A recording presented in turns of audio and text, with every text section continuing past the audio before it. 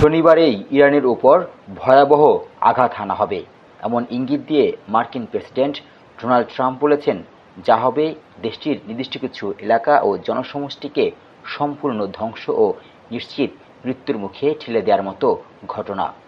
মার্কিন ও ইসরায়েলি অভিযানের মুখে মধ্যপ্রাচ্যের প্রতাপশালী শক্তি ইরান নতি স্বীকার করেছে এবং প্রতিবেশী আরব দেশগুলোর কাছে আত্মসমর্পণ করেছে বলে দাবি করেন তিনি।